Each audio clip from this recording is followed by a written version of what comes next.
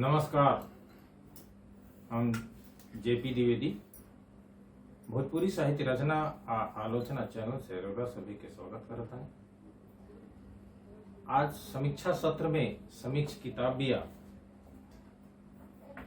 निमिया रे करुआइनी जौना के उपन्यास विधा की किताब बिया जौना के उपन्यासकार बानी मीनाधर पाठक जी।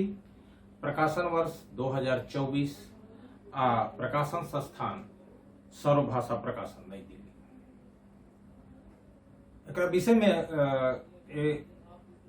प्रगति कैसे भइली, उपन्यास कैसे बनल, एकरा विषय में अगर हमने के बात कल जाओ तो उपन्यासकार के बात के सोझा रखत ई कहल जा सकेला कि वहां के एकरा के पहले कहानी के रूप में सृजित कैनी जवन आखिर के पटल पर 12 खंड में छपल।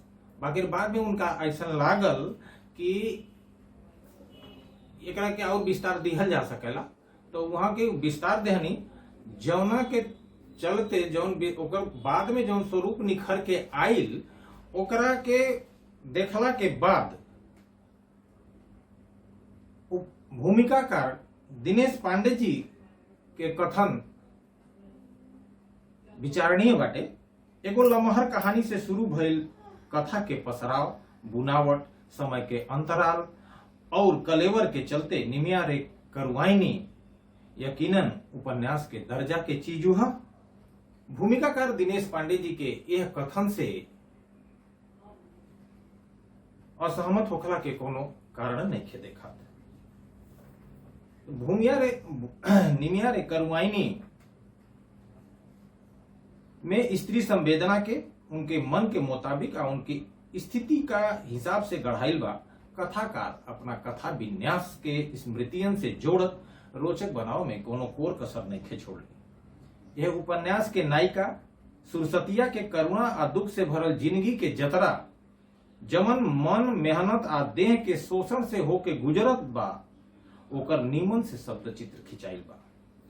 यही उपन्यास के एगो और चरित्र मतऊ जहाँ महिला ढोए वाली कुप्रथा के शिकार बाड़न ई बतावत एगो पुरान कुप्रथा पर प्रहार कइल गइल बा।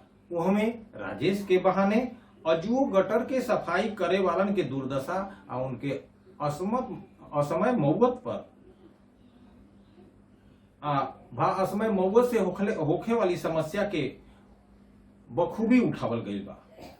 निर्मलिया के चरित्र जहाँ निस्वार्थ सेवा के ऊंचाई दे रहल बा उहमें उपन्यास के सभेले व्यापक चरित्र अंजलिया के सहारे शिक्षा के महातिम बखूबी उकेरल गइल बा। सुरजा के अरब पलायन के जड़ में व्यवस्था से विद्रोह के झलक बा। बाकी ओकर दोसरका पलायन परिस्थिति के सामना ना कइल मनई के कमजोरी पर उपन्यासकार कुशलता के संगे पाठक के सोचे के मजबूर कर रहल बानी। मतऊ के लकवा मार गइल बा जौना के चलते उनका सेवा टहल में उनका मेहरारू अझुराइल बानी जौना से उनका घर के नौकी पतो सुरसतिया घर बाहर के सगरे कर्मठ करे लगतिया। ई ओकरा अपने सास ससुर के प्रति समर्पण आ दायित्व बोझ के नीमन समझ पाठक के सोझा लेके आ रहल बा। परिस्थिति बस छोटका बाबू आ उनकर पत्नी राजनंदिनी के सुरसतिया के द्वारा गइल। राजनंदिनी के अचरा पसारी के सुरसतिया से वंश मांगल। दोसरा दिन सुरसतिया का बड़का घरे जाय के राजनंदिनी के अपन लइका सौंपल ओकरा त्याग के प्रतिमूर्ति बना रहल बा। एगो यह उपन्यास के उतराव चढ़ाव, बनावट बुनावट, पठनीयता के सुगम बना रहल बा आ पाठक के बांध के राखे में पूरी तरह से सफल देखात बा। कुछ कथा कहानी या उपन्यास ऐसा होले जौना के बेर बेर पढ़े के मन करेला।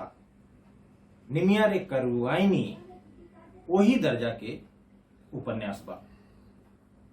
उपन्यासकार मीनाधर पाठक जी के लेखनी से जवन जीवंतता सोझा आइल बा उ देखे जोगे बा। एगो विशेष स्थिति के उकेरल देखी, जौना जनाना के मर्द बहरवासु हो जाले, ओकरा पर समाज के गीध नजर कैसे गड़ेला। सुरसतिया के देखत छोटका बाबू के मनोभाव, ओकरी देह के एक एक अंग अपने आखिन से नापत जोखत रहले आ मन में सोचत रहले, ससुर सुरजा कौने जन्म का पुण्य प्रताप जागल रहे कि ऐसन मेहरारू पा गई, ऐसन उज्जर मलाई जैसन चिकन देही आ मछरी जैसन सुन्नर आंख ना देखले रहनी कबो मेहर टोली में।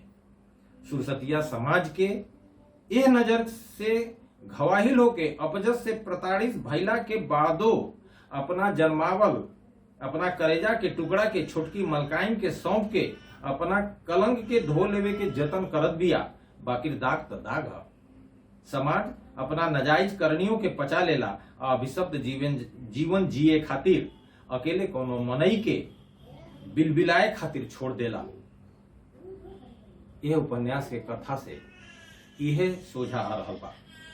अंत में चलत चलत एगो खास बात, भोजपुरी साहित्य में उपन्यास लेखन सन 1950 के बाद शुरू भई। पहल उपन्यास बिंदिया जौना रामनाथ पांडे जी के लिखने बानी। भोजपुरी में कोनो महिला द्वारा लिखल ई दोसर का उपन्यास। पहला उपन्यास कादम्बरी जेकरा के डॉक्टर शैलजा श्रीवास्तव जी लिखले रहनी। ओकरा बाद ई दूसर का उपन्यास बा जौना के मीनाधर पाठक जी लिखले बानी। एकरा संगही हम उपन्यासकार मीनाधर पाठक जी के ये सुघर लेखन खातिर बधाई आ शुभकामना देतानी। हमरा उम्मीद बा कि भोजपुरी